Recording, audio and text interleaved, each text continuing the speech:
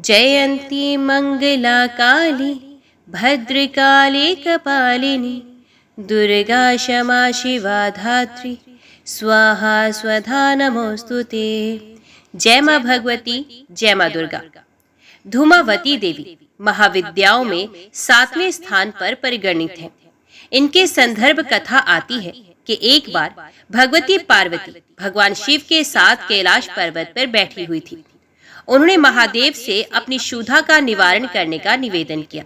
कई बार मांगने पर भी जब भगवान शिव ने उस ओर ध्यान नहीं दिया, तब उन्होंने महादेव को उठाकर ही निगल लिया। उनके शरीर से धूम राशि निकली। शिवजी ने उस समय पार्वती जी से कहा कि आपकी सुंदर मूर्ति धुएं से ढक जाने के कारण धूमावती या धूम्रा कही जाएगी। धूमावती महाशक्ति अकेली है तथा स्वयं नियंत्रिका है। इसका कोई स्वामी नहीं, इसलिए इसे विधवा कहा गया है। दुर्गा सप्तशती के अनुसार इन्होंने ही प्रतिज्ञा की थी, जो मुझे युद्ध में जीत लेगा तथा मेरा गर्व दूर कर देगा, वही मेरा पति होगा। ऐसा कभी नहीं हुआ, अतः ये कुमारी है। ये धन या पति रहत है अथवा अपने पति महादेव को निगल जाने के कारण ही विधवा है। नारद पांचरात्र के अनुसार इन्होंने अपने शरीर से उग्र चंडिका को प्रकट किया था, जो सैकड़ों गीदड़ियों की तरह आवाज करने वाली थी। शिव को निगलने का तात्पर्य ये है कि उनके स्वामित्व का निषेध। असुरों के कच्चे मांस से इनकी अंगभूता शिवाय तृप्त हुई। यही इनकी भूख का रहस्य है। इनके ध्यान में इन्हें विवरण, चंचल, काले रंग वाली, मैले कपड़े धारण करने वाली, खुले केशों वाली, विधवा, काक ध्वज वाले रथ पर आरूढ़, हाथ में सूप धारण किए, भूख प्यास से व्याकुल तथा निर्मम आंखों वाली बताया गया है। स्वतंत्र तंत्र के अनुसार सती ने जब ये दक्ष यज्ञ में योग अग्नि के द्वारा अपने आप को भस्म कर दिया, तब उस समय जो धुआं उत्पन्न हुआ उसे धूमावती विग्रह का प्राकट्य हुआ।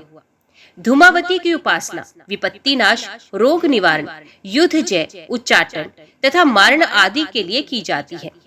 इनके उपासक पर दुष्ट अभिचार का प्रभाव नहीं पड़ता। संसार में रोग दुख के कारण 4 देवता है: ज्वर, उन्माद तथा दाह रुद्र के कोप से मूर्छा, विकलांगता, यम के कोप से धूल, गठिया, लकवा, वरुण के कोप से तथा शोक, कलह, क्षुधा, तृषा आदि नृत्ति के कोप से होते हैं। शतपथ ब्राह्मण के अनुसार धूमावती और नृत्ति एक है। ये लक्ष्मी की ज्येष्ठा है, अतः ज्येष्ठा नक्षत्र से उत्पन्न व्यक्ति जीवन भर दुख भोगता है। तंत्र ग्रंथों के अनुसार धूमावती उग्रता रही है, जो धूम्रा होने धूम्रावती कही जाती हैं। दुर्गा सप्तशती में वाभ्रवी और तामसी नाम से इन्हीं की चर्चा की गई है। ये प्रसन्न होकर रोग और शोक को नष्ट करती हैं तथा कुपित होने पर समस्त सुखों और कामनाओं को नष्ट करती हैं। इनके शरणागति से विपत्ति नाश तथा संपन्नता प्राप्त होती है। ऋग्वेदोक्त रात्रि सूक्त में इन्हें सूत्रा कहा गया है। सूत्रा का अर्थ सुख पूर्वक तारने योग्य है। तारा या तारिणी को इनका पूर्व रूप बताया गया है। इसलिए आगमों में इन्हें अभाव और संकट को दूर कर सुख प्रदान करने वाली भूति कहा गया है। धूमावती स्थिर प्रगता की प्रतीक है। इनका काक ध्वज वासनाग्रस्त मन है, जो निरंतर अतृप्त रहता है। जीव की दीन अवस्था, भूख, प्यास, कलह, दृढ़ता आदि इसकी क्रियाएं हैं। अर्थात वेद की शब्दावली में धूमावती कद्रू है, जो वृत्तासुर आदि को पैदा करती हैं। जय माँ भगवती, जय माँ दुर्गा। अभी हम श्रवण करते हैं आषाढ़ गुप्त नवरात्रि के 7वें दिन की कथा। व्यास जी बोले, हे महाराज, शुंभ से आदेश पाकर महाबली चंडमुंड विशाल सेना के साथ बड़े वेग से रणभूमि की ओर चल पड़े।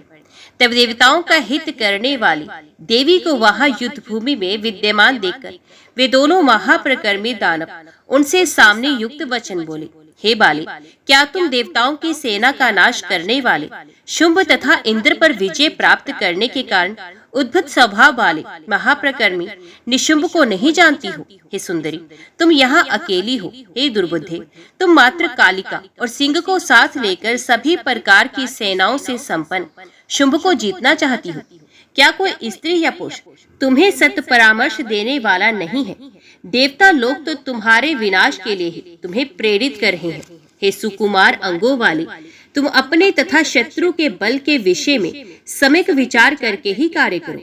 18 भुजाओं के कारण तुम अपने पर व्यर्थ ही अभिमान करती हो। देवताओं को जीतने वाले तथा समर भूमि में पराक्रम दिखाने वाले शुंभ के समक्ष तुम्हारी इन बहुत सी व्यर्थ भुजाओं तथा श्रम प्रदान करने वाले आयुधों से क्या लाभ। अतः तुम ऐरावत की सूंड काट डालने वाले, हाथियों को विदीर्ण करने वाले और देवताओं को जीत लेने वाले शुंभ का मनोवांछित कार्य करो। हे कांते, तुम वृथा गर्व करती हो। हे विशालाक्षी, तुम मेरी प्रिय बात मान लो, जो तुम्हारे लिए हितकर, सुखद तथा दुखों का नाश करने वाली हो। शास्त्रों का तत्व जानने वाले विद्वान तथा बुद्धिमान पुरुषों को चाहिए कि दुख देने वाले कार्यों का दूर से ही त्याग करें और सुख प्रदान करने वाले कार्यों का सेवन करें। हे कोयल के समान मधुर बोलने वाले, तुम तो बड़ी चतुर हो। तुम देवताओं के मर्दन से अभय उदय को प्राप्त तथा महान शुंभ बल को प्रत्यक्ष देख लो। प्रत्यक्ष प्रमाण का त्याग करके अनुमान का आश्रय लेना बिल्कुल व्यर्थ है। किसी संदेहात्मक कार्य में विद्वान पुरुष प्रवृत्त नहीं होते। शुंभ देवताओं के महान शत्रु हैं, वे संग्राम में अजय हैं। इसलिए दैत्येंद्र शुंभ के द्वारा प्रताड़ित किए गए देवता तुम्हें युद्ध के लिए प्रेरित कर रहे हैं। हे सुंदर मुस्कान वाली, तुम देवताओं के मधुर वचनों से ठग ली गई हो। तुम्हारे प्रति देवताओं की ये शिक्षा उनका कार्य सिद्ध करने वाली तथा उन्हें दुख प्रदान करने वाली है। अपना ही कार्य साधने में तत्पर रहने वाले मित्र का त्याग कर धर्मार्ग पर चलने वाले मित्र का ही अवलंबन करना चाहिए। देवता बड़े ही स्वार्थी हैं। मैंने तुमसे ये सत्य कहा है। अतः तुम देवताओं के शासक, विजेता, तीनों लोकों के स्वामी, चतुर, सुंदर, वीर और काम शास्त्र में प्रवीण शुंभ को स्वीकार करो। शुंभ के अधीन रहने से तुम समस्त लोकों का वैभव प्राप्त करोगी। अतएव दृढ़ निश्चय करके तुम सौंदर्य संपन्न शुंभ को अपना पति बना लो। चंड की ये बात सुनकर जगदम्बा ने मेघ के समान गंभीर ध्वनि में गर्जना की और वे बोले, धूर्त, भाग जाओ। तुम ये शलयुक्त बात व्यर्थ क्यों बोल रहे हो? विष्णु शिव आदि को छोड़कर मैं शुंभ को अपना पति किस लिए बनाऊं? ना तो मुझे किसी को पति बनाना है और ना तो पति से मेरा कोई प्रयोजन है, क्योंकि जगत के सभी प्राणियों की स्वामिनी मैं ही हूँ। इसे तुम सुन लो। मैंने हजारों हजार शुंभ तथा निशुंभ देखे हैं और पूर्व काल में मैंने सैकड़ों दैत्यों तथा दानवों का वध किया है। प्रत्येक युग में अनेक देव समुदाय मेरे सामने ही नष्ट हो चुके हैं। दैत्यों के समूह अब फिर विनाश को प्राप्त होंगे। दैत्यों का विनाशकारी समय अब आ ही गया है। अतएव तुम अपनी संतति की रक्षा के लिए व्यर्थ प्रयत्न कर रहे हो। हे महामते, तुम वीर धर्म की रक्षा के लिए मेरे साथ युद्ध करो। मृत्यु तो अवश्य भी है, इसे टाला नहीं जा सकता। अतः महात्मा लोगों को यश की रक्षा करनी चाहिए। दुराचारी शुंभ तथा निशुंभ से तुम्हारा क्या प्रयोजन सिद्ध हो सकता है? अतः अब तुम श्रेष्ठ वीर धर्म का आश्रय लेकर देवलोक स्वर्ग चले जाओ। अब शुंभ निशुंभ तथा तुम्हारे जो अन्य बंधु बांधव हैं, वे सब भी बाद में तुम्हारा अनुसरण करते हुए वहां पहुंच जाएंगे। मैं अब क्रमश सभी दैत्यों का संहार कर डालूंगी। अब विषाद त्यागो और मेरे साथ युद्ध करो। मैं इसी समय तुम्हारा तथा तुम्हारे भाई का वध कर दूंगी। तत्पश्चात शुंभ निशुंभ, मदोमत, रक्त बीज तथा अन्य दानवों को रणभूमि में मारकर मैं अपने धाम को चली जाऊंगी। अब तुम यहाँ ठहरो अथवा शीघ्र भाग जाओ। व्यर्थ ही स्थूल शरीर धारण करने वाले हे दैत्य, तुरंत शस्त्र उठा लो और मेरे साथ अभी युद्ध करो। कायरों को सदा प्रिय लगने वाली व्यर्थ बातें क्यों बोल रहे हो? व्यास जी बोले, देवी के इस प्रकार उत्तेजित करने पर दैत्य चंडमुंड क्रोध से भर उठे और अपने बल के अभिमान में चूर उन दोनों ने वेग पूर्वक अपने धनुष की प्रत्यंचा की भीषण टंकार की। उसी समय दसों दिशाओं को गुंजित करती हुई भगवती ने भी शंखनाद किया और बलवान सिंह ने भी कुपित होकर गर्जन किया। उस गर्जन से इंद्र आदि देवता, मुनि, यक्ष, गंधर्व, सिद्ध, साध्य और किन्नर बहुत हर्षित हुए। तदंतर चंडिका और चंड में परस्पर बाण, तलवार, गदा आदि के द्वारा भीषण संग्राम होने लगा, जो कायरों के लिए भयदायक था। चंडिका ने दैत्य चंड के द्वारा छोड़े गए बाणों को अपने तीक्ष्ण बाणों से काट दिया और फिर वे चंड पर अपने सर्प सदृश भयंकर बाण छोड़ने लगी। उस समय संग्राम में आकाश मंडल बाणों से उसी प्रकार आच्छादित हो गया जैसे वर्षा ऋतु के अंत में किसानों को भय प्रदान करने वाली टिड्डियों से आकाश छा जाता है। उसी समय अतीव भयंकर मुंड भी सैनिकों के साथ बड़ी तेजी से रणभूमि में आ पहुंचा और क्रोधित होकर बाणों की वर्षा करने लगा। तब मुंड के द्वारा प्रक्षिप्त महान बाण समूह को देखकर अंबिका बहुत कुपित हुई। क्रोध के कारण उनका मुख मेघ के समान काला, आंखें काले पुष्प के समान लाल और भौहें टेढ़ी हो गई। उसी समय देवी के ललाट पटल पर सहसा भगवती काली प्रकट हुई। अत्यंत क्रूर वे काली व्याघ्र चरम पहने थी और गज चरम के उत्तरीय वस्त्रों से सुशोभित थी। उन भयानक काली ने गले में मुंडमाला धारण कर रखी थी और उनका उदर सूखी बावली के समान प्रतीत हो रहा था। अत्यंत भीषण तथा भय प्रदान करने वाली वे भगवती काली हाथ में खड्ग, पाश तथा खटवांग धारण किए हुई थी। रौद्र रूप वाली वे काली साक्षात दूसरी काल रात्रि के समान प्रतीत हो रही थी। विशाल मुख और तथा विस्तृत जघन प्रदेश वाली ये भगवती काली बार बार जीवा लप लपाती हुई बड़े वेग से असुर सैनिकों का संहार करने लगी। वे कुपित होकर बड़े बड़े दैत्य वीरों को हाथ में पकड़कर अपने मुख में डाल लेती थी और धीरे धीरे उन्हें दांतों से पीस डालती थी। घंटा तथा आरोहियों समेत हाथियों को अपने हाथ में पकड़कर वे देवी उन्हें मुख में डाल लेती थी, उन्हें चबा चबा कर अट्टहास करने लगती थी। उसी प्रकार घोड़ों, ऊंटों और सारथियों सहित रथों को अपने मुख में डालकर दांतों से अत्यंत भयानक रूप से चबाने लगती थी। अपनी सेना को मारे जाते देखकर महान असुर चंडमुंड ने निरंतर बाण वृष्टि के द्वारा भगवती को आच्छादित कर दिया। चंड ने सूर्य के समान तेजस्वी तथा भगवान विष्णु के सुदर्शन चक्र के तुल्य प्रभाव वाला चक्र बड़े वेग से देवी पर चला दिया और वे बार बार गर्जने लगा। उसे गर्जन करते देखकर काली ने अपने एक ही बाण से उसके सूर्य तुल्य तेजस्वी तथा सुदर्शन चक्र सदृश प्रभा वाले चक्र को काट डाला। तत्पश्चात भगवती चंडिका ने पत्थर की सान पर चढ़ाए हुए अपने तीक्ष्ण बाणों से उस चंड पर प्रहार किया। देवी के बाणों से अत्यधिक घायल होकर वे मूर्छित हो गया और पृथ्वी पर गिर पड़ा।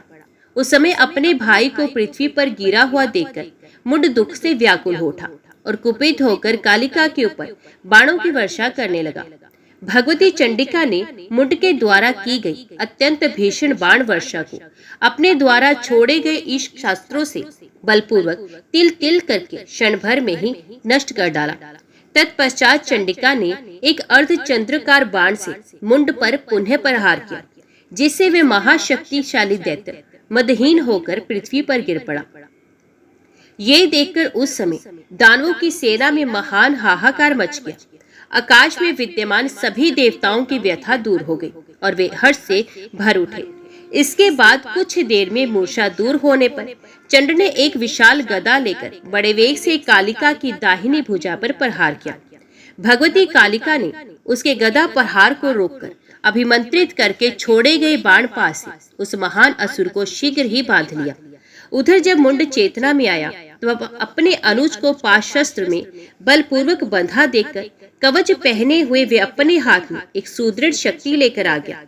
तब भगवती काली ने उस दूसरे भाई दानव मुंड को बड़े वेग से अपनी ओर आता हुआ देखकर उसे भी बड़ी मजबूती से बांध लिया। इस प्रकार महाबली चंड मुंड को खरगोश की तरह पकड़कर जोर जोर से हंसती हुई वे कालिका अंबिका के पास आ पहुंची। उनके पास आकर कालिका कहने लगी, हे प्रिय, मैं रण यज्ञ में पशु बलि के लिए इन रण दुर्जय दानवों को यहाँ ले आई हूँ, आप इन्हें स्वीकार करें। तब उन लाए गए दोनों दानवों को भेड़िए की तरह दीनहीन देखकर भगवती अंबिका ने कालिका से मधुरता भरी वाणी में कहा, हे रणप्रिय, ना इनका वध करो ना ही इन्हें छोड़ो। तुम चतुर हो, अतः किसी उपाय से अब तुम्हें शीघ्र ही देवताओं का कार्य सिद्ध करना चाहिए। अंबिका की ये बात सुनकर कालिका ने उनसे पुनः कहा, जिस प्रकार यज्ञ भूमि में यूप स्थापित किए जाते हैं उसी प्रकार विख्यात युद्ध यज्ञ में बलिदान स्तंभ के रूप में प्रतिष्ठित खड्ग के द्वारा मैं आलंब पूर्वक इस तरह इनका वध करूंगी जिससे हिंसा नहीं होगी। ऐसा कहकर देवी कालिका ने तुरंत तलवार से उन दोनों का सर काट लिया और वे आनंद पूर्वक रुधिर पान करने लगी। इस प्रकार उन दोनों दैत्यों को मारा गया देखकर अंबिका ने प्रसन्न होकर कहा, तुमने आज देवताओं का महान कार्य किया है, इसलिए मैं तुम्हें एक शुभ वरदान दे रही हूँ। हे कालिके, चूंकि तुमने चंडमुंड का वध किया है, इसलिए अब तुम इस पृथ्वी लोक में चामुंडा इस नाम से अत्यधिक विख्यात होगी। हे राजन, उन दोनों दैत्यों को मारा गया देखकर मरने से बचे सभी सैनिक भागकर राजा शुंभ के पास गए। कुछ सैनिकों के अंग बाणों से छिद गए थे, कुछ के हाथ कट गए थे, उनके पूरे शरीर से रक्त बह रहा था। वे सब रोते हुए नगर में पहुंचे। दैत्यराज शुंभ के पास जाकर वे सब बार बार चीख पुकार करने लगे, हे महाराज, हमें बचा लीजिए, बचा लीजिए, नहीं तो आज हमें कालिका खा जाएगी। उसने देवताओं का मर्दन करने वाले महावीर चंडमुंड को मार डाला है और वे बहुत से सैनिकों को खा गई है। अंग भंग हुए हम लोग इस समय भय से व्याकुल हैं। हे प्रभु, मरे पड़े हाथियों, घोड़ों, ऊंटों तथा पैदल सैनिकों से उस कालिका ने युद्ध भूमि को अत्यंत डरावना बना दिया है। उसने समर भूमि में रक्त की नदी बना डाली है, जिसमें मांस कीचड़ की भांति, मस्तक के केश से वार के सदृश और टूटे हुए रथों के पहिए, भंवर के समान सैनिकों के कटे हाथ आदि मछली के समान और सर तुम्बी के फल के तुल्य प्रतीत हो रहे हैं। वे रुधिर नदी कायरों को भयभीत करने वाली तथा देवताओं के हर्ष को बढ़ाने वाली है। हे महाराज, अब आप दैत्य कुल की रक्षा कीजिए और शीघ्र पाताल लोक चले चलिए, अन्यथा क्रोध में भरी वे देवी आज ही सभी दानवों का विनाश कर डालेगी, इसमें कोई संदेह नहीं। हे दानवेंद्र, अंबिका का वाहन सिंह भी युद्ध भूमि में दानवों को खाता जा रहा है और कालिका देवी अपने बाणों से दैत्य सैनिकों का अनेक तरह से वध कर रही है। अतएव हे राजेंद्र, आप भी कोप के वशीभूत होकर अपने भाई निशुंभ सहित मरने का व्यर्थ विचार कर रहे हैं। हे महाराज, राक्षस कुल का नाश करने वाली ये क्रूर स्त्री, जिसके लिए आप अपने बंधुओं को मरवा डालना चाहते हैं, यदि आपको प्राप्त हो भी गई तो ये आपको क्या सुख प्रदान करेगी। हे महाराज, जगत में जय तथा पराजय दैव के अधीन होती है। बुद्धिमान को चाहिए कि अल्प प्रयोजन के लिए भारी कष्ट न उठाए। हे प्रभु, जिसके अधीन ये सारा जगत रहता है, उस विधाता का अद्भुत कर्म तो देखिए। किस स्त्री ने अकेले ही संपूर्ण राक्षसों का संहार कर डाला। आप लोकपालों को जीत चुके हैं और इस समय आपके पास बहुत से सैनिक भी हैं, तथापि एक स्त्री युद्ध के लिए आपको ललकार रही है। ये महान आश्चर्य की बात है। पूर्व काल में आपने पुष्कर तीर्थ में एक देवालय में तप किया था। उस समय वर प्रदान करने के लिए लोक पितामह ब्रह्मा जी आपके पास आए थे। हे महाराज, जब ब्रह्मा जी ने आपसे कहा, हे सुव्रत, वर मांगो, तब आपने ब्रह्मा जी से अमर होने की ये प्रार्थना की थी। देवता, दैत्य, मनुष्य, सर्प, किन्नर, यक्ष और पुरुषवाचक जो भी प्राणी हैं, इनमें किसी से भी मेरी मृत्यु ना हो। हे प्रभु, इसी कारण से ये श्रेष्ठ स्त्री आपका वध करने की इच्छा से आई हुई है। अतएव हे राजेंद्र, बुद्धि से ऐसा विचार करके अब आप युद्ध मत कीजिए। इन देवी अंबिका को ही महामाया परमा प्रकृति मानिए। हे राजेंद्र, कल्प के अंत में ये भगवती ही संपूर्ण सृष्टि का संहार करती है। सब पर शासन करने वाली ये कल्याणमयी देवी संपूर्ण लोकों तथा देवताओं को भी उत्पन्न करने वाली है। ये देवी तीनों गुणों से युक्त है, फिर भी ये विशेष रूप से तमोगुण से युक्त और सभी प्रकार की शक्तियों से संपन्न है। ये अजय, विनाश रहित, नित्य, सर्वज्ञ तथा सदा विराजमान रहती हैं। वेद माता गायत्री और संध्या के रूप में प्रतिष्ठित ये देवी संपूर्ण देवताओं को आश्रय प्रदान करती हैं। ये देवी निर्गुण तथा सगुण रूप वाली, स्वयं सिद्धि स्वरूपिणी, संपूर्ण सिद्धियों को देने वाली, अविनाशिनी, आनंद स्वरूपा, सबको आनंद देने वाली, गौरी नाम से विख्यात तथा देवताओं को अभय प्रदान करने वाली है। हे महाराज, ऐसा जानकर आप इनके साथ वैरभाव का परित्याग कर दीजिए। हे राजेंद्र, आप इनकी शरण में चले जाइए, ये भगवती आपकी रक्षा करेंगी। आप इनके सेवक बन जाइए और इस प्रकार अपने कुल का जीवन बचा लीजिए। मरने से बचे हुए जो दैत्य हैं, वे भी दीर्घजीवी हो जाएंगे।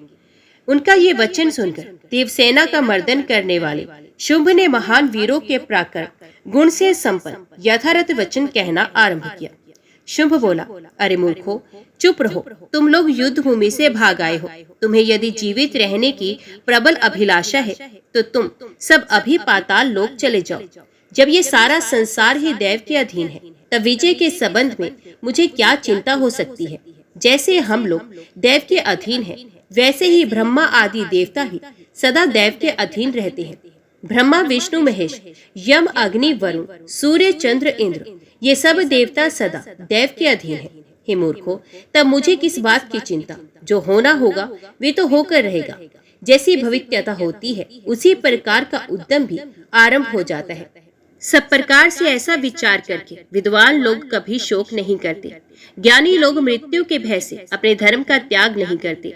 समय आने पर दैव की प्रेरणा से मनुष्य को सुख दुख आयु जीवन तथा मरण ये सब निश्चित रूप से प्राप्त होते हैं। अपना अपना समय पूरा हो जाने पर ब्रह्मा विष्णु और महेश भी नष्ट हो जाते हैं। इंद्र सहित सभी देवता भी अपनी आयु के अंत में विनाश को प्राप्त होते हैं। उसी प्रकार मैं भी सर्वथा काल का वशवर्ती हूँ। अतः अब मुझे विनाश अथवा विजय जो भी प्राप्त होगी उसे मैं अपने धर्म का सम्यक पालन करते हेतु स्वीकार करूंगा। जब इस स्त्री ने मुझे युद्ध के लिए ललकारा है तब उसके भय से भागकर मैं सैकड़ों वर्ष जीवित रहने की आशा क्यों करूं? मैं आज ही उसके साथ युद्ध करूंगा, फिर जो होना होगा वो होकर रहेगा। युद्ध में विजय अथवा मृत्यु जो भी प्राप्त होगी उसे मैं स्वीकार करूंगा। दैव मिथ्या है ऐसा उद्यमवादी विद्वान कहते हैं। इस प्रकार जो शास्त्र को जानते हैं उन उद्यमवादी विद्वानों की बात युक्ति युक्त भी है। बिना उद्यम किए मनोरथ कभी सिद्ध नहीं होते। केवल कायर लोग ही कहते हैं कि जो होना होगा वे होकर रहेगा। अदृष्ट प्रारब्ध बलवान होता है, ऐसी बात मूर्ख कहते हैं, ना कि पंडित जन। प्रारब्ध की सत्ता है, इसमें क्या प्रमाण हो सकता है? क्योंकि जो स्वयं अदृष्ट है वे भला कैसे दिखाई पड़ सकता है? अदृष्ट को कभी किसी ने नहीं देखा ही क्या? ये तो मूर्खों के लिए विभिक्षिका मात्र है, इसका कोई आधार नहीं। केवल कष्ट की स्थिति में मन को ढांढस देने के लिए ये सहारा मात्र अवश्य बन जाता है। आटा पीसने वाली कोई स्त्री चक्की के पास चुपचाप बैठी रहे तो बिना उद्यम किए किसी प्रकार भी आटा तैयार नहीं हो सकता। उद्यम करने पर ही हर प्रकार से कार्य सिद्ध होता है। जब कभी उद्यम करने में कमी रह जाती है तब कार्य किसी तरह सिद्ध नहीं हो पाता है। देश काल अपना बल तथा शत्रु का बल इन सबकी पूरी जानकारी करके किया गया कार्य निश्चय ही सिद्ध होता है। ये आचार्य बृहस्पति का वचन है। ऐसा निश्चय करके दैत्यराज शुंभ ने महान असुर रक्तबीज को विशाल सेना के साथ समरभूमि में जाने की आज्ञा दी। शुंभ बोला, हे विशाल भुजाओं वाले रक्तबीज, तुम युद्ध भूमि में जाओ और हे महाभाग अपनी पूरी शक्ति लगाकर युद्ध करो। रक्तबीज बोला, हे महाराज, आपको तनिक भी चिंता नहीं करनी चाहिए। मैं इसी स्त्री को या तो मार डालूंगा या तो इसे आपके अधीन कर दूंगा। आप मेरा बुद्धि चातुर्य देखें। मेरे आगे देवताओं के प्रिय ये बाला है ही क्या? मैं इसे युद्ध में बलपूर्वक जीतकर आपकी दासी बना दूंगा। हे कुरुश्रेष्ठ, ऐसा कहकर महान असुर रक्तबीज रथ पर आरूढ़ होकर अपनी सेना को साथ लेकर चल पड़ा। हाथी घोड़े रथ तथा पैदल सैनिकों से चारों ओर से आवृत हुआ रक्तबीज रथ पर आरूढ़ होकर पर्वत पर विराजमान भगवती की ओर चल दिया। उसे आता हुआ देखकर देवी ने शंख बजाया। वे शंखनाद सभी दैत्यों के लिए भयदायक तथा देवताओं के लिए हर्षवर्धक था। उस भीषण शंख ध्वनि को सुनकर वे रक्तबीज बड़े वेग से देवी चामुंडा के पास पहुंचकर मधुर वाणी में उनसे कहने लगा, हे बाले, क्या तुम कायर समझकर अपने शंखनाद से मुझको डरा रही हो? हे कोमलांगी, क्या तुमने मुझे धूम्रलोचन समझ रखा है? मेरा नाम रक्तबीज है। मैं यहाँ तुम्हारे ही पास आया हूँ। यदि तुम्हारी युद्ध करने की इच्छा हो तो तैयार हो जाओ। मुझे तुमसे भय नहीं है। हे कांते, अब तुम मेरा पराक्रम देखो। अभी तक तुमने जिन जिन कायर दैत्यों को देखा है उनकी श्रेणी का मैं नहीं हूँ। तुम जिस तरह से चाहो वैसे लड़ दो। हे सुंदरी, यदि तुमने वृद्धजनों की सेवा की हो, नीति शास्त्र का अध्ययन किया हो, अर्थशास्त्र को पढ़ा हो, विद्वानों की गोष्ठी में भाग लिया हो और यदि तुम्हें साहित्य तथा तंत्र विज्ञान का ज्ञान हो तो मेरी हितकर यथार्थ तथा प्रमाणिक बात सुन लो। विद्वानों के सभाओं में नौरसों के अंतर्गत श्रृंगार रस तथा शांति रस ये दो रस ही मुख्य माने गए हैं। उन दोनों में भी श्रृंगार रस रसों के राजा रूप में प्रतिष्ठित है।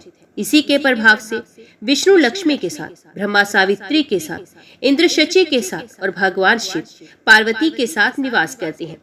उसी प्रकार वृक्ष लता के साथ, मृग मृगी के साथ और कपोत कपोती के साथ आनंद पूर्वक रहते हैं। इस प्रकार जगत के समस्त जीवधारी संयोग जनित सुख का अत्यधिक उपभोग करते हैं। जो लोग भोग तथा वैभव का सुख नहीं प्राप्त कर सके और अन्य जो कातर मनुष्य हैं वे निश्चय ही मूर्ख हैं और देव से वंचित होकर यति हो जाते हैं। संसार के रस का ज्ञान ना रखने वाले वे लोग मीठी मीठी बात बोलने में निपुण धूर्तों तथा वंचकों द्वारा ठग लिए जाते हैं और सदा शांत रस में निमग्न रहते हैं, किंतु काम, लोभ, भयंकर क्रोध और बुद्धि नाशक मोह के उत्पन्न होते ही कहाँ ज्ञान रह जाता है और कहाँ वैराग्य। अतएव हे कल्याणी, तुम भी देवताओं पर विजय प्राप्त कर लेने पर मनोहर तथा महाबली शुंभ अथवा निशुंभ को पति बना लो।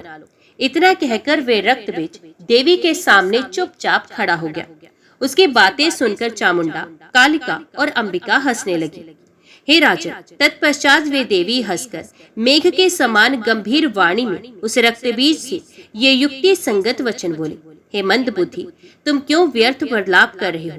मैं तो पहले ही दूत के सामने उचित और हितकर बात कह चुकी हूँ, और यदि तीनों लोकों में कोई भी पुरुष रूप, बल और वैभव में मेरे समान हो तो मैं पति रूप में उसका वर्ण कर लूंगी।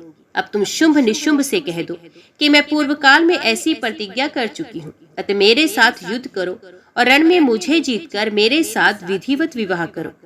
तुम भी शुंभ की आज्ञा से उसका कार्य सिद्ध करने के लिए यहाँ आए हो, अतएव यदि चाहो तो मेरे साथ युद्ध करो अथवा अपने स्वामी के साथ पाताल लोक चले जाओ। देवी की ये बात सुनकर वे दैत्य क्रोध में भर गया और बड़े वेग से देवी के सिंह पर भीषण बाण छोड़ने लगा। सर्प सदृश उन बाणों को देखकर अंबिका ने दक्षता पूर्वक बड़ी फुर्ती के साथ अपने तीखे बाणों से उन्हें आकाश में ही क्षण भर में ही काट दिया। इसके बाद अंबिका ने कान तक खींचकर धनुष से छोड़े गए तथा पत्थर पर घिसकर तीक्ष्ण बनाए गए अन्य बाणों से महान असुर रक्तबीज पर प्रहार किया। भगवती के बाणों से आहत होकर पापी रक्तबीज रथ पर ही मूर्छित हो गया। रक्तबीज के गिर जाने पर बड़ा हाहाकार मच गया। उसके सभी सैनिक चीखने चिल्लाने लगे और हाय हम मारे गए ऐसा कहने लगे। तब अपने सैनिकों का अत्यंत भीषण करंदन सुनकर शुंभ ने सभी दैत्य योद्धाओं को शस्त्र अस्त्र से सुसज्जित होने का आदेश दिया। शुंभ बोला, कंबोज देश के सभी दानव तथा उनके अतिरिक्त अन्य महाबली वीर, विशेष करके काल के संज्ञक पराक्रमी योद्धा भी अपनी अपनी सेना के साथ निकल पड़े। इस प्रकार शुंभ के आदेश देने पर उसकी सारी चतुरंगनी सेना मदमत होकर देवी के संग्राम स्थल के लिए निकल पड़ी। समरभूमि में आई हुई उस दानवी सेना को देखकर भगवती चंडिका बार बार भीषण तथा भयदायक घंटानाद करने लगी। जगदम्बा ने धनुष का टंकार तथा शंखनाद किया। उस नाद के होते ही भगवती काली भी अपना मुख फैलाकर घोर ध्वनि करने लगी।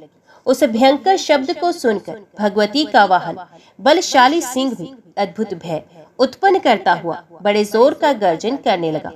वे निनाद सुनकर सभी दैत्य क्रोध के मारे बौखला उठे और वे महाबली दैत्य देवी पर अस्त्र छोड़ने लगा। उस भयानक तथा रोमांचकारी महासंग्राम में ब्रह्मा आदि देवताओं की विभिन्न शक्तियां भी चंडिका के पास पहुंच गई। जिस देवता का जैसा रूप था, भूषण तथा वाहन था, ठीक उसी प्रकार के रूप, भूषण तथा वाहन से युक्त होकर सभी देवियां रणक्षेत्र में पहुंच गई। ब्रह्मा जी की शक्ति, जो ब्रह्मणी नाम से विख्यात हुई, हाथ में अक्ष सूत्र तथा कमंडलू धारण करके हंस पर आरूढ़ हो वहां आई। भगवान विष्णु की शक्ति वैष्णवी गरुड़ पर सवार होकर रणभूमि में आई। वे पीतांबर से विभूषित थी तथा उन्होंने हाथों में शंख, चक्र, गदा, पद्म धारण कर रखा था। शंकर की शक्ति भगवती शिवा बैल पर सवार होकर हाथ में उत्तम त्रिशूल लिए, मस्तक पर अर्धचंद्र धारण किए तथा सर्प के कंगन पहने वहां उपस्थित हुए। भगवान कार्तिकेय के समान ही रूप धारण करके सुंदर मुख वाली भगवती कुमारी युद्ध की इच्छा से हाथ में शक्ति धारण करके मयूर पर आरूढ़ होकर आई। सुंदर मुख वाली इंद्राणी अतिशय उज्जवल हाथी पर सवार होकर हाथ में वज्र लिए उग्र क्रोध से आविष्ट हो समरभूमि में पहुंची। इसी प्रकार सूकर का रूप धारण करके एक विशाल प्रेत पर सवार होकर भगवती वाराही, नरसिंह के रूप समान रूप धारण करके भगवती नारसिंह और यमराज के ही समान रूप वाली भयदायिनी शक्ति भगवती याम्या हाथ में दंड धारण किए तथा महिष पर आरूढ़ होकर मधुर मधुर मुस्कुराती हुई संग्राम में आई। उसी प्रकार वरुण की शक्ति वारुणी तथा कुबेर की शक्ति कुबेरी भी समरभूमि में पहुंच गई। इसी तरह अन्य देवताओं की शक्तियां भी उन्हीं देवों का रूप धारण कर अपनी अपनी सेनाओं के साथ रणभूमि में उपस्थित हुई। उन शक्तियों को वहां उपस्थित देखकर भगवती अंबिका बहुत खुश हुई। इससे देवता निश्चिंत तथा प्रसन्न हो गए और दैत्य भयभीत हो गए।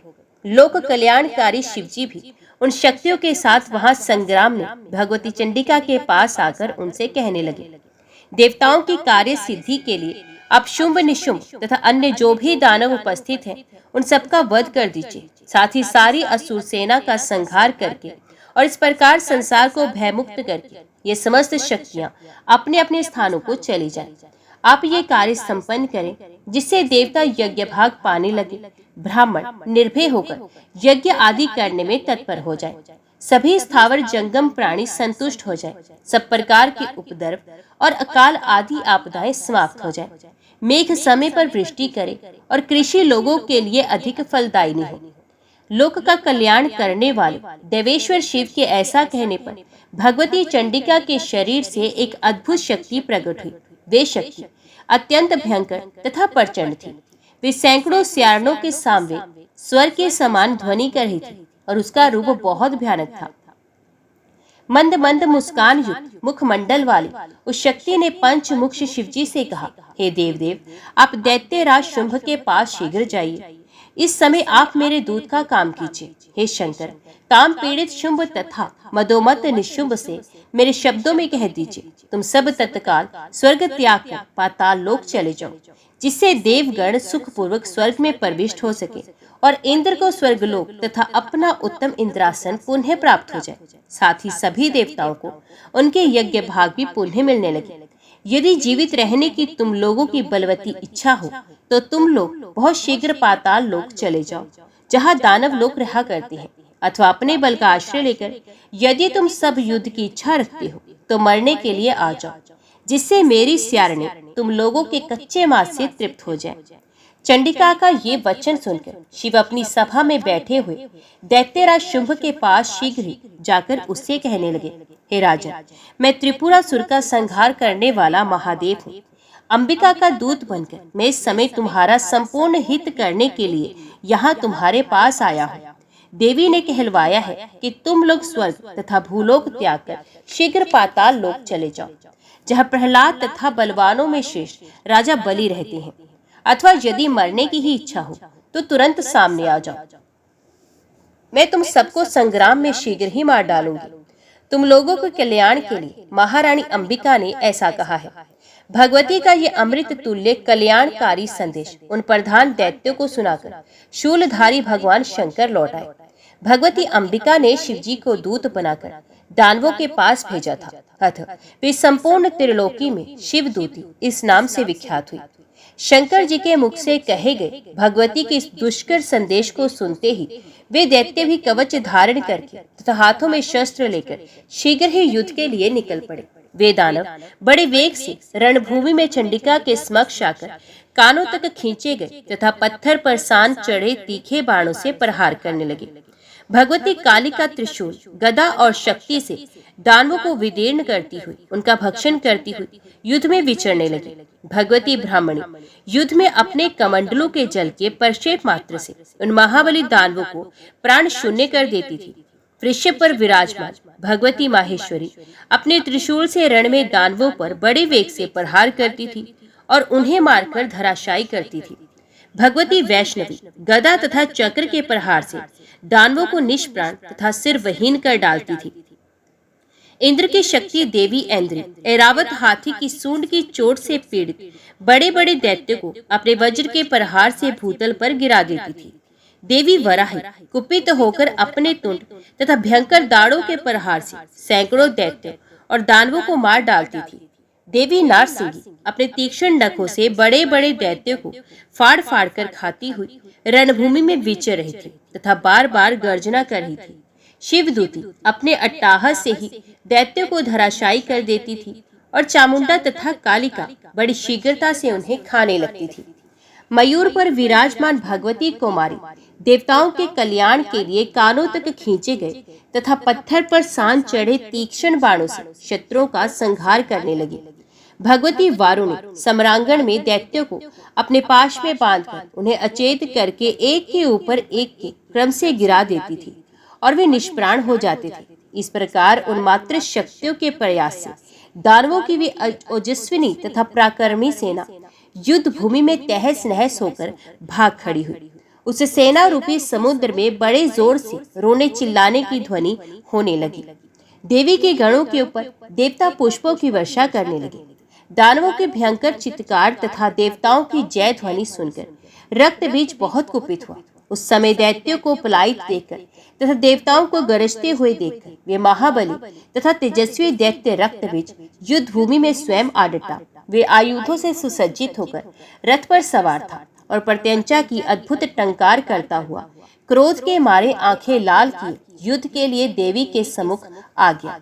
हे राजन, किसी समय शंकर जी ने उस दानव रक्तबीज को ये बड़ा ही अद्भुत वर दे डाला था। मैं उसे बता रहा हूँ, आप सुनिए। उस दानव के शरीर से जब रक्त की बूंद पृथ्वी पर गिरती थी तब उसी के रूप तथा पराक्रम वाले दानव तुरंत उत्पन्न हो जाते थे। भगवान शंकर ने उसे ये बड़ा ही अद्भुत वर दे दिया था कि तुम्हारे रक्त से असंख्य महान पराक्रमी दानव उत्पन्न हो जाएंगे। उस वरदान के कारण अभिमान में भरा हुआ वह दैत्य अत्यंत कुपित होकर कालिका समेत अंबिका को मारने के लिए बड़े वेग से रणभूमि में पहुंचा। गरुड़ पर विराजमान वैष्णवी शक्ति को देखकर उस दैत्येंद्र ने उन कमल नैनी देवी पर बर्शी से प्रहार किया। तब उस शक्तिशालिनी वैष्णवी शक्ति ने अपनी गदा से उस प्रहार को विफल कर दिया और अपने चक्र से महान असुर रक्तबीज पर आघात किया। उस चक्र के लगने पर रक्तबीज के घायल शरीर से रक्त की विशाल धारा बह चली, मानो वज्र प्रहार से घायल पर्वत के शिखर से गेरू की धारा बह चली हो। पृथ्वी तल पर जहाँ जहाँ रक्त की बूंदें गिरती थी वहाँ वहाँ उसी के समान आकार वाले हजारों पुरुष उत्पन्न हो जाते थे। तदंतर इंद्र की शक्ति ऐन्द्री ने क्रोध में भरकर उस महान असुर रक्तबीज पर वज्र से आघात किया, जिससे उसके शरीर से और रक्त निकलने लगा। तब उसके रक्त से अनेक रक्तबीज उत्पन्न हो गए और उसी के समान पराक्रमी तथा आकार वाले थे। वे सबके शब्द शस्त्र संपन्न तथा युद्धोमत थे। ब्राह्मणी ने कुपित होकर उसे ब्रह्मदंड से बहुत मारा और देवी माहेश्वरी ने अपने त्रिशूल से उस दानव को विदीर्ण कर दिया। देवी नरसिंगी ने अपने नखों के प्रहार से उस महान असुर को बींध डाला। देवी वाराही ने क्रुद्ध होकर उस अधम राक्षस को अपने तुंड प्रहार से चोट पहुंचाई और भगवती कुमारी ने अपनी शक्ति से उसके वक्ष पर प्रहार किया। तब वे दानव रक्तबीज भी क्रुद्ध होकर अलग अलग उन सभी देवियों को तीखे बाणों की घोर वर्षा तथा गदा और शक्ति के प्रहारों से चोट पहुंचाने लगा। उसके आघात से कुपित होकर सभी देवियों ने बाणों के प्रहार से उसको बींध डाला। भगवती चंडिका ने अपने तीक्ष्ण बाणों से उसके शस्त्रों को काट डाला और अत्यंत कुपित होकर वे अन्य बाणों से उस दानव को मारने लगी। अब उसके शरीर से अत्यधिक रक्त निकलने लगा। उस रक्त से उसी रक्तबीज के समान हजारों वीर उत्पन्न हो गए। इस प्रकार उस रुधिर राशि से उत्पन्न रक्तबीजों से सारा जगत भर गया। वे सब कवच पहने हुए थे, आयुधों से सुसज्जित थे और अद्भुत युद्ध कर रहे थे। उन असंख्य रक्तबीजों को प्रहार करते देखकर देवता भयभीत, आतंकित, विषादग्रस्त और शोक संतप्त हो गए। वे सोचने लगे, इस समय रक्तबीज के रक्त से उत्पन्न ये हजारों विशालकाय और महाप्रकर्मी दानव किस प्रकार विनष्ट होंगे। यहाँ रणभूमि में केवल भगवती चंडिका है और उनके साथ में देवी काली तथा कुछ मातृकाएं हैं। केवल इन्हीं देवियों को मिलकर सभी दानवों को जीतना है। ये तो महान कष्ट है। इसी समय यदि अचानक शुंभ अथवा निशुंभ भी सेना के साथ संग्राम में आ जाएगा तब तो बहुत बड़ा अनर्थ हो जाएगा। हे राजन, इस प्रकार जब सभी देवता भय से व्याकुल होकर अत्यधिक चिंतित हो उठे तब भगवती अंबिका ने कमल सदृश नेत्रों वाली काली से कहा, हे चामुंडे, तुम शीघ्रता पूर्वक अपना मुख पूर्ण रूप से फैला लो और मेरे शास्त्र घात के द्वारा रक्तबीज के शरीर से निकले रक्त को जल्दी जल्द पीती जाओ। तुम दानवों का भक्षण करती हुई इच्छा अनुसार युद्ध भूमि में विचरण करो। मैं तीक्ष्ण बाणों, गदा, तलवार तथा मूसलों से इन दैत्यों को मार डालूंगी। हे विशाल नैनों वाले, तुम इस प्रकार से इस दैत्य का रुधिर का पान करो जिससे कि अब एक भी बूंद रक्त भूमि पर ना गिरने पाए। तब इस ढंग से भक्षण किए जाने पर दूसरे दानव उत्पन्न नहीं हो सकेंगे। इस प्रकार इन दैत्यों का नाश अवश्य हो जाएगा। इसके अतिरिक्त दूसरा कोई उपाय नहीं है। जब मैं इस दैत्य को मारूं, तब तुम शत्रु संहार रूपी इस कार्य में प्रतिशीन होकर सारा रक्त पीती हुई शीघ्रता पूर्वक इसका भक्षण कर जाना। इस प्रकार दैत्य वध करके स्वर्ग का सारा राज्य इंद्र को देकर हम सब आनंद पूर्वक यहाँ से चली जाएंगे। भगवती अंबिका के ऐसा कहने पर प्रचंड पराक्रम वाली देवी चामुंडा रक्तबीज के शरीर से निकले हुए समस्त रुधिर को पीने लगी। जगदम्बा खड़ग तथा मूसल से उस दैत्य को मारने लगी और कुशोदरी चामुंडा उसके शरीर के कटे हुए अंगों का भक्षण करने लगी। अब वे रक्त बीज भी कुपित होकर गदा के प्रहारों से चामुंडा को घायल करने लगा। फिर भी वे शीघ्रता पूर्वक उसका रुधिर पीती रही और उसका भक्षण करती रही। उस दैत्य के रुधिर से उत्पन्न हुए अन्य जो भी महाबली और क्रूर रक्त बीज थे, उन्हें भी चामुंडा ने मार डाला। वे देवी उनका भी रक्त पी गई और उन सबको खा गई। इस प्रकार भगवती ने जब सभी कृत्रिम रक्तबीजों का भक्षण कर लिया, तब जो वास्तविक रक्तबीज था उसे भी मारकर उन्होंने खड़ग से उसके अनेक टुकड़े करके भूमि पर गिरा दिया। जय मां भगवती, जय मां दुर्गा। अभी हम श्रवण करते हैं श्री दुर्गा चालीसा। नमो नमो दुर्गे सुखकरणी, नमो नमो दुर्गे दुखहरणी। निरंकार है ज्योति तुम्हारी, तिहु लोक फैली उजियारी।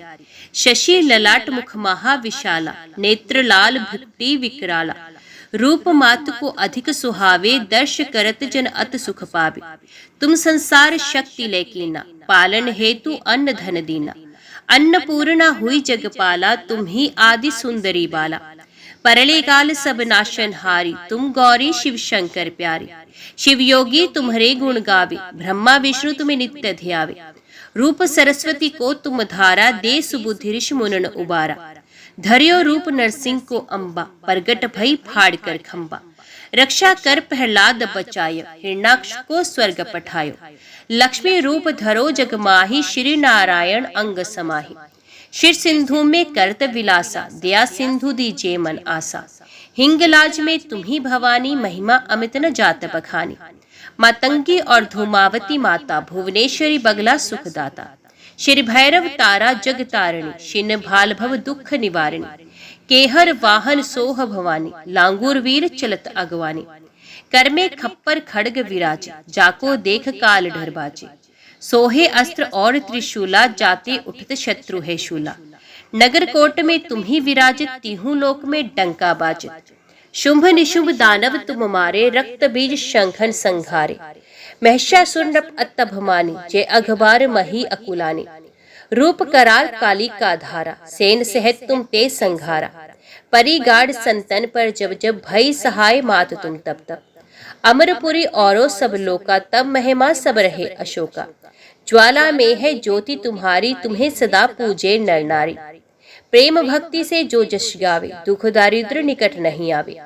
ध्यावे तुम्हें जो नरमन लाई, जनन मरण ताको छुट जाए। जोगी सुरमुन कहत पुकारी, योग न हो बिन शक्ति तुम्हारी। शंकर आचारज तप कीनो, कामर क्रोध जीत सब लीनो। निश्चिन ध्यान धरो शंकर को, काहू काल नहीं सुमिरो तुमको। शक्ति रूप को मर्म न पायो, शक्ति गई तब मन पछतायो। शरणागत हुई कीर्ति बखानी, जय जय जय जगदम्ब भवानी। भय प्रसन्न आदि जगदम्बा, दे शक्ति नहीं कीन विलंबा। मोको मात कष्ट अत घेरो, तुम बिन कौन हरे दुख मेरो। आशा तृष्णा निपट सतावे, रिपु मूर्ख मोहि रट पावे। शत्रु नाश कीजे महारानी, सुमिरो इच्छित तुम्हें भवानी। करो कृपा हे मात दयाला, रिद्धि सिद्धि दे करो निहाला। जब लग ज्यों दया फल पाओ, तुम्हारो जश में सदा सुनाओ। दुर्गा चालीसा जा कोई गावे, सब सुख भोग परम पद पावे। देवी दास शरण निज जानी, करो कृपा जगदम्ब भवानी।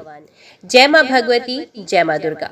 आज के वीडियो में इतना ही। उम्मीद करती हूँ वीडियो आपको पसंद आई होगी। वीडियो पसंद आई हो तो वीडियो को लाइक और चैनल को सब्सक्राइब जरूर कीजिएगा। जय माता दी लिखकर कमेंट बॉक्स में अपनी हाजिरी और अपने सुझाव देना ना भूलेगा। तो मिलते हैं अगली कथा अगली वीडियो के साथ। तब तक के लिए देखते व सुनते रहिए। जय मां कंजर, जय माता दी।